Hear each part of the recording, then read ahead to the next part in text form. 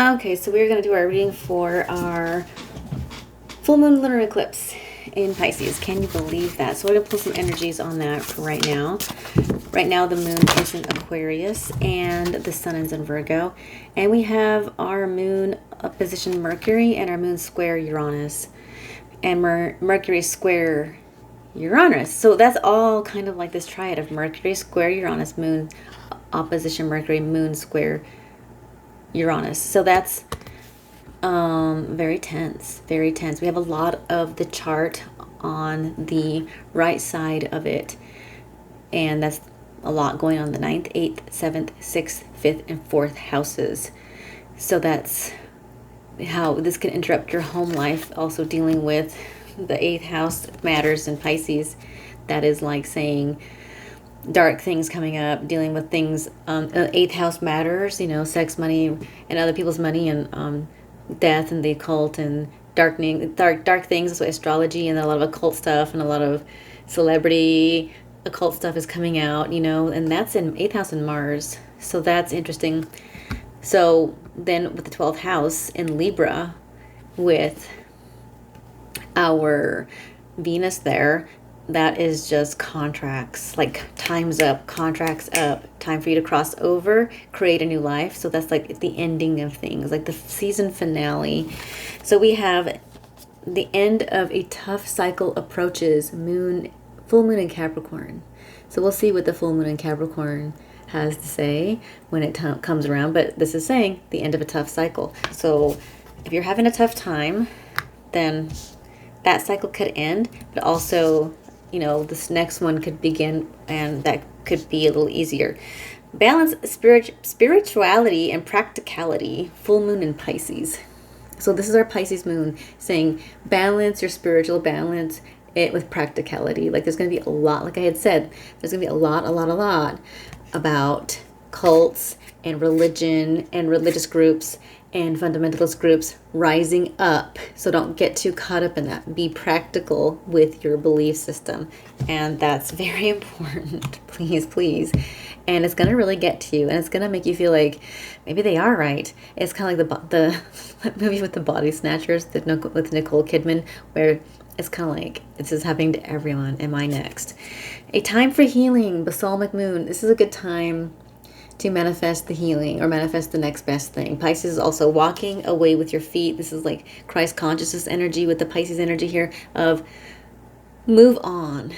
Move on. Don't look back, and just know that the old world is something you have to, like, we've mourned it. Now it's time to release that and realize it's just not going to be the same ever again, especially the Gen X and boomers and maybe other generations too that might feel that way, like, oh, we want to go back to the way things were.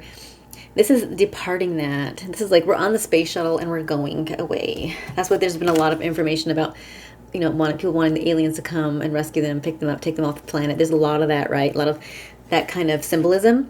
Conclusions are within reach with the full moon eclipse. So that's like, we are going to decide, okay, this is how this is going to be, and these are the conclusions of them.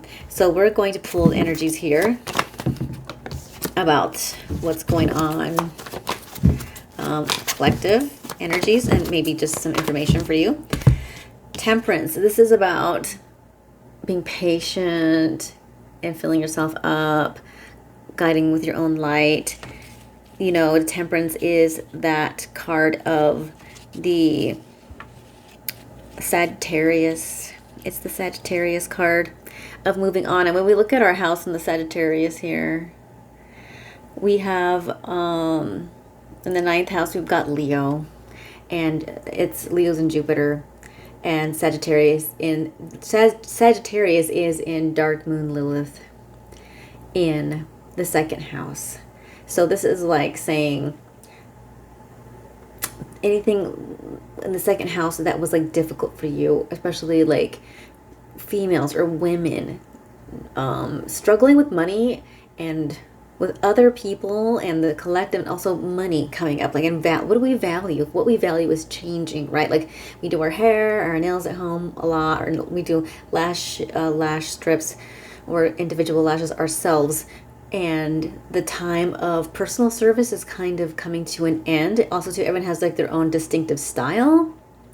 So like still getting personal service is still very, very expensive because everything's gone up in price. So that's kind of like practitioners who are in the beauty industry or the spa industry now, they have to be very innovative to get that clientele to want to come in. It has to be new, innovative, ever-changing things. So, and then 9th house in Leo is, I have to value myself. It's also about wanting change. I want to get away from this. I want to move forward on this. This is something that I do not no longer want to deal with. I feel that my shine, my light, I need to be somewhere else, do something else. It's also with our Pluto in Aquarius energy. It's in the 4th house of home life, what we value, changing dramatically. And the moon is in Aquarius too, feeling very strongly about this. And we have Pluto in the 3rd house, and people are saying, bring this down, change it, change it. We want something better. We value something better, and we value something more. So for Sagittarian energy, this is really pulling along with the Leo energy, because we have the Aries at the start of the year. And I had said this is a fire sign year. This is what we need, is the energy and the fire to plow through this and to pull us through this.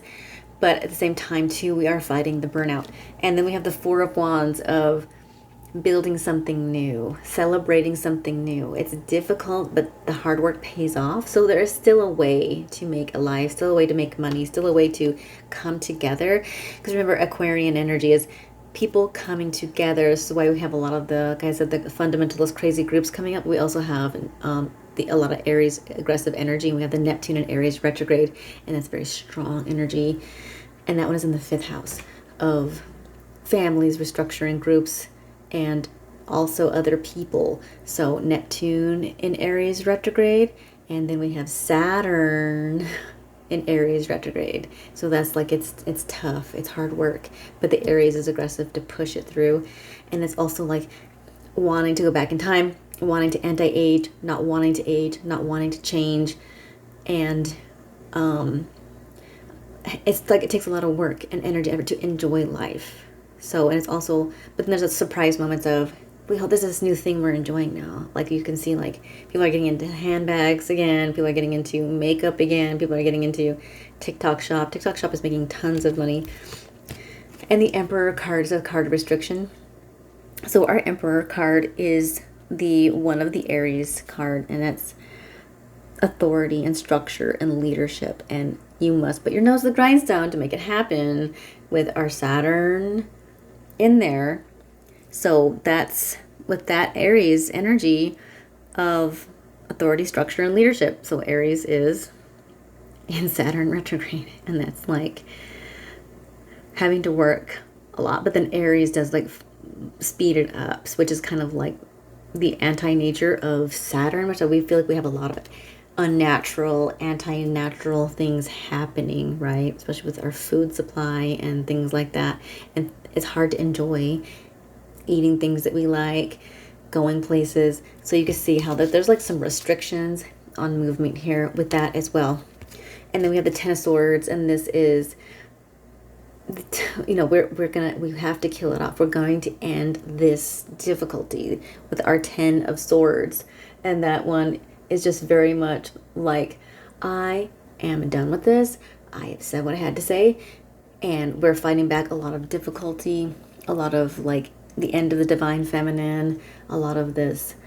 We're no longer doing this. This is hurting us. This is, you know, I don't want to live in a life like this. And that reminds me of when I went to the checkout at the grocery store, and the dude checking me out was like saying, he seemed very, very stressed. And I said, you just seem really stressed, and I'm sorry. And he said, I just don't want to be living in this world. He said, I just turned 30. I said, well, congratulations. You have a lot of life ahead of you. And he said, I don't know if I want to live in this world anymore where all these bad things are going on.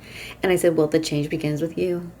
And we're at that 2020 mark. And that's when tough stuff came in. Number 4, number of difficulty, but of restructuring and building a new foundation, and you can be a part of the better life. And so I said, maybe give it till 2030. And he said, that's a long time, but it's really not a long time when you're making large structural changes with all of the large planets with the retrogrades.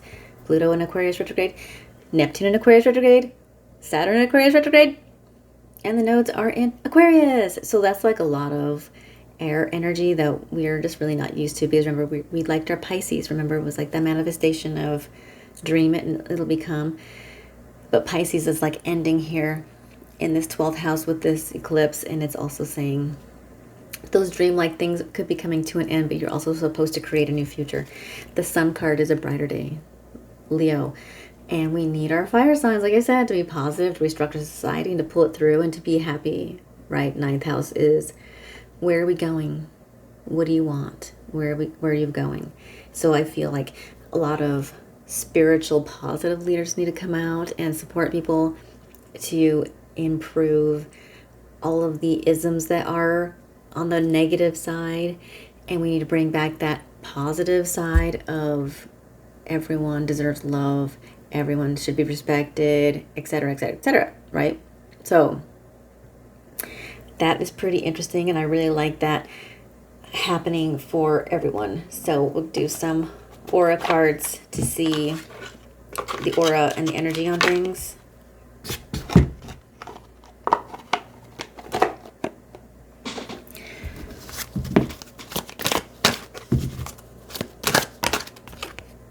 Balance. There has to be a balance. This good versus evil thing is out of balance, and it will come back into balance. We have to get it back in balance because conclusions are within reach. And then we have movement. Number 4, it's difficult. Movement is difficult, but we must make the change, and we must have to make it happen. Confident. Be confident in this change. Be confident in the new life and the conclusions and the good things coming. You know, a lot of this stuff is things that we had to build and rebuild. We have to build and rebuild, and we have to have the hunger for it. You have to want it. You have to really want it. So you have to get out of that thing of, I give up, of course, being run down and tired, but Christ consciousness says, move forward with your feet and create the new life. So we have the 12th house, Pisces, going into this first house of Aries once again. So it's a fight. We're going this moon cycle back into that Aries. So more fiery emotion, and you are meant to be offended. You are meant to be disturbed. You are meant to, because if you aren't emotionally inspired to do it, you won't change it. You won't do it. That's what Christ consciousness says. If you don't feel it, you're not going to do it. Right? Feeling is a secret, and it still is. It still is. So I feel like there's a lot of good, positive people out there you can follow. Give attention to what you do want. Support people who want to have the modern life coming up, that want the positive life, that do not want authoritarianism and suppression, and want equal rights and positive health and wellness and the right to afford to live. And those kinds of things, you must focus on those things to make it happen and to make it change. So we will look at the career and life. One extra bonus here just to see what it says. I haven't used my career cards in a long time, and I think that I will use my career cards here. Freedom. You need to have more flexibility within your schedule to create your income. Being self-employed is ideal, and time off will help you to get clarity. So a lot of times with the eclipse or full moons, they can be kind of draining and exhausting and emotional. Maybe take some downtime after work if you can. Expression. You need work that lets you express your creativity. You would do well at writing, blogging, or in a career in communication. Getting out there, talking about things, spreading the word. Communication is that Aquarian energy that's in the 3rd house, and Pluto is there to be innovative, new communication, and do the kind of communication that you want to do. Don't let them tell you how to communicate. Like TikTok, 3 seconds, get their attention, 3 seconds.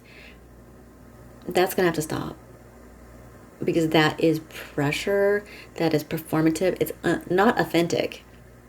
So you have to work on creating your expression in the way you want to. And locked work, you may not, your work may not be in a reach right now. You can take a temporary position while waiting for an opening, or while you're starting your business. Your new place offers job security. So like I had said, when you are locked in somewhere, or you're locked up somewhere, or you're stuck, it's because you're not in the right place. You need to move forward in your own business and or a different position, a different company, or you are could be like on your 30, 90, 60-day kind of review type of thing. And just be prepared when that job says we no longer need you, because even though they could be saying, yeah, everything's okay, we're gonna hire you, when the time comes they may not. So that is to create new innovative businesses and services that are needed right now, and to go online and do the research. I feel like notary work, fingerprinting, I feel like crime scene work, you can get your certificate or your associate degree. I think that's really worth it. That's going to be needed. Private investigator, transcription, medical and legal, paralegal is going to be needed, and of course immigration services and personal service like personal shoppers. A personal chef is going to be needed again, because you're going to want someone that's going to possibly grow and make and prepare food for you and deliver it to you, because not all of us, I can't grow my own food. And I know in my area there is a chef that does that. They buy from local farms, they prepare salads and things, and they can have it delivered, or you can go pick it up. And I think that those kinds of services are going to be needed. I know that a lot of bakeries and places are shutting down, but it's going to be more like into the cottage type of industry, and or shared kitchens, cooking and sharing, like ghost kitchens. That's going to be a thing again. And it's also going to be about cleanliness, and people are going to want to see what's in your kitchen. If you're a chef or if you're a baker, you should be streaming and showing people how you're preparing your food, how clean your place is. Are you wearing gloves? What ingredients and products are you needing to build integrity, because people no longer trust eating and buying things, not only in grocery stores, but restaurants too. Restaurants are going to shut down left and right, and they should, because a lot of it's just frozen garbage. Like Olive Garden and McDonald's and places like that. That stuff needs to go. So there's a lot of this change that you can see happening, but it really is for the better, and you have to just really be a part of the change on those levels. And I think that if we all are and are supportive of each other, I think that will be a really great way to move out of this really heavy negative cloud that's there. So thank you for watching. I hope you enjoyed this, and I appreciate you. I will leave my link in my description, and I will be showing my next deck of cards that I'm going to get I think tomorrow, and we'll see what you think.